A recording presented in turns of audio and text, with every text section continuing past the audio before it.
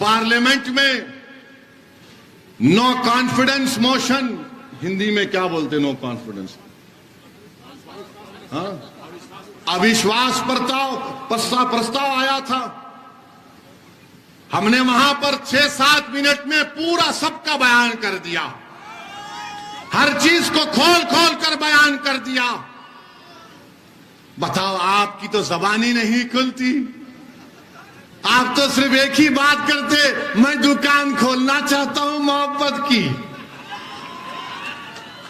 दूसरा बोलता है मैं चौकीदार हूं।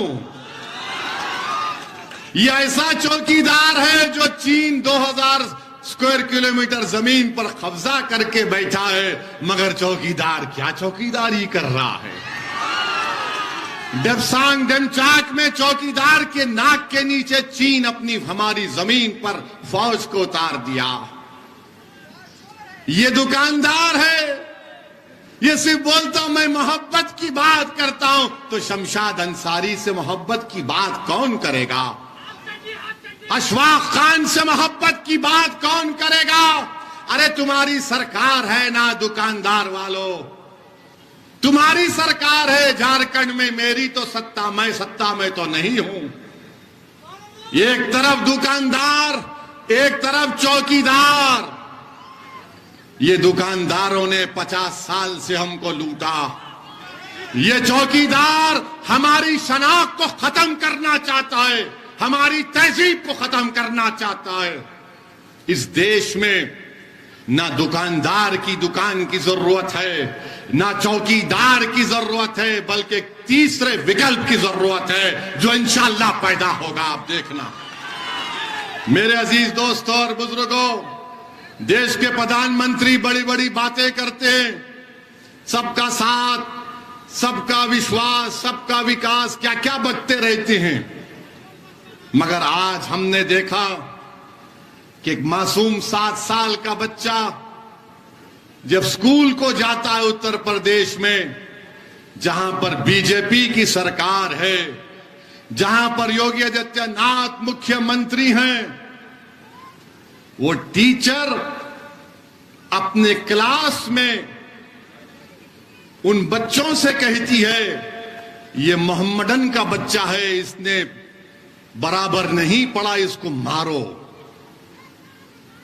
आप बताइए कि एक बच्चा आकर उसको बच्चे को मारता है, उस 7 साल के बच्चे को, तो टीचर कहती है मोदी जी, जिस तरह हेमंत सोरेन को भूलने की आदत है, उससे ज्यादा मोदी जी को भूलने की आदत है। तो टीचर कहती है मोदी जी तुमने इसको अच्छा नहीं मारा, दम से मारो, ये मोहम्मदन है।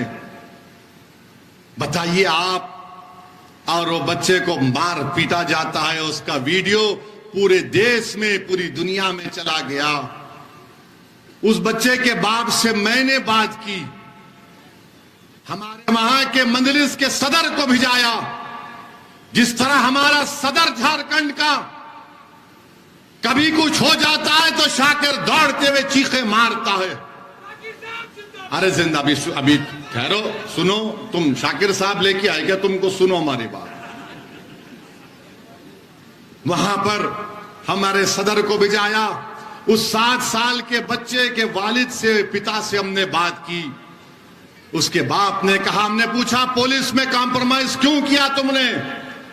तो उन्होंने कहा कि क्या करना ओवैसी भाई, हमको यह बताया गया कि गांव का माहौल खराब हो रहा है, हिंदू मुस्लिम नहीं होना चाहिए, इसीलिए हमने कोई कंप्लेन नहीं की, हमने अपने बच्चे को स्कूल से निकाल दिया। यही कमजोरी हमारी।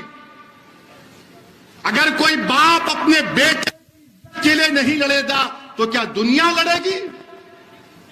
कौन लड़ेगा? अरे एक बाप ही तो लड़ेगा ना अपने बेटे की इज्जत के लिए। मगर उस बाप को भी मालूम कि बीजेपी की सरकार है, मोदी प्रधानमंत्री है, योगी मुख्यमंत्री है, मुझे इंसाफ नहीं मिलेगा। मेरे अजीज दोस्तों और बुजुर्गों, मेरी इज्जतदार मां और बहनों, याद रखो, आप अगर आप इसी तरह डरते रहेंगे कि माहौल खराब हो जाएगा, अरे माहौल जुल्म से खराब हो रहा है, तुम्हारी खामोशी से माहौल खराब नहीं हो रहा है।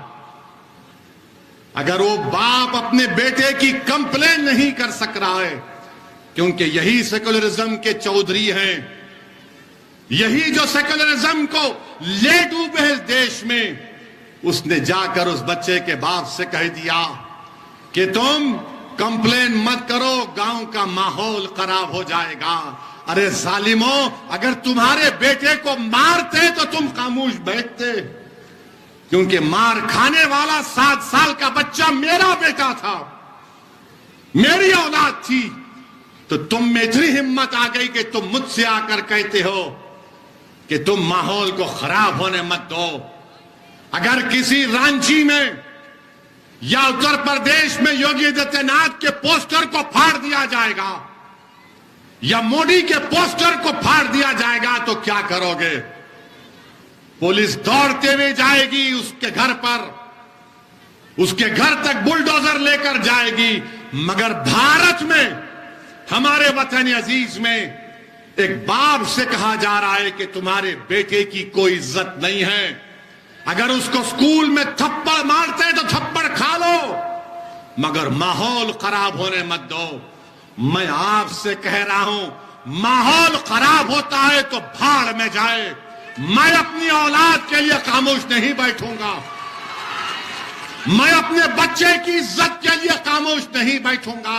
अगर गांव का माहौल मुझे बेइज्जती करने से खराब होता है तो फिर और खराब होने के लिए तैयार रहना पड़ेगा। क्या हमारी जान की कीमत नहीं है? भारत के संविधान में इज्जत फंडामेंटल राइट है, डिग्निटी फंडामेंटल राइट है। इस मुकाम पर हम आ गए, क्यों आ गए? क्योंकि हम सिर्फ वोट डाल रहे हैं, वोट डाल रहे हैं। हम कभी वोट नहीं ले रहे हैं,